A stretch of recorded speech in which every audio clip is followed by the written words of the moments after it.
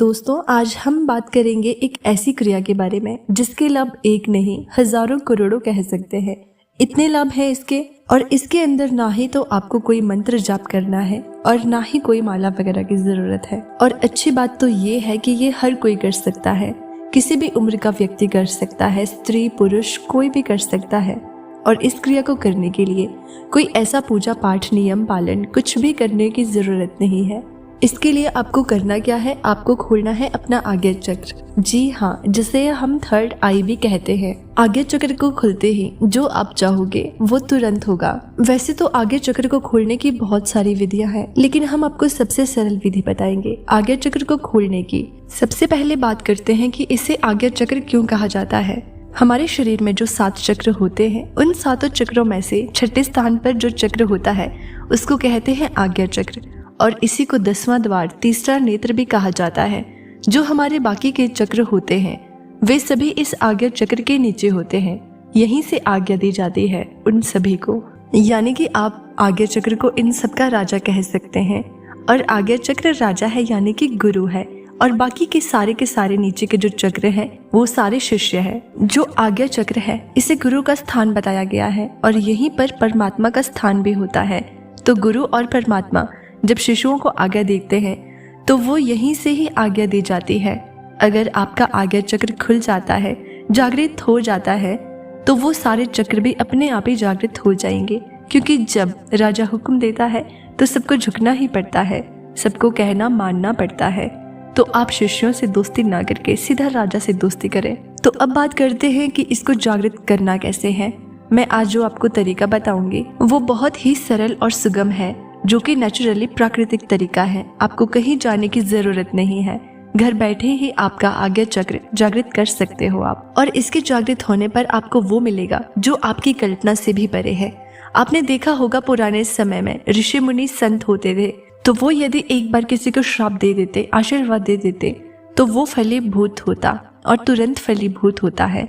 और वो इसलिए होता है क्योंकि उनका आज्ञा चक्र जागृत था। आज्ञा चक्र जागृत होने के बाद जो भी इंसान जैसा भी संकल्प लेता है, संकल्प लेते ही वो पूरा हो जाता है।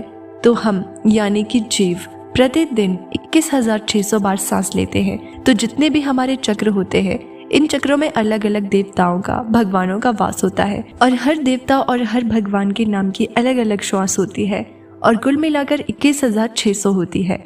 तो हर एक की अलग अलग श्वास होती है। अगर हर देवता को यानी कि हर भगवान को आप प्रतिदिन उतनी श्वास अर्पित कर देते हो, श्वासों को गिनते हो, तो अमुक भगवान जिस चक्र में विराजमान है वो चक्र जागृत हो जाता है। अब हम बात करते हैं आज्ञा चक्र की। तो आज्ञा चक्र में जो कि हमारा 6वां चक्र है उसमें गुरु विराजमान है, अथवा जो सबसे पहले जो आकाश है उसमें गुरु विराजमान है। तो 1000 श्वास गुरु के नाम की और 1000 श्वास परमात्मा के नाम की। तो प्रतिदिन अगर आप 2000 श्वासों का समर्पित करते हो, 2000 से तो बहुत ही शीघ्र आपका आज्ञा चक्र खुल जाता है। अब किस प्रकार से उनको समर्पित करनी है ये बहुत ही समझने की बात है। ये आपको हर रोज करनी है। 21 दिन तक आप कोशिश करें कि प्रातः ब्रह्म मुहूर्त में ही आप इसको करें।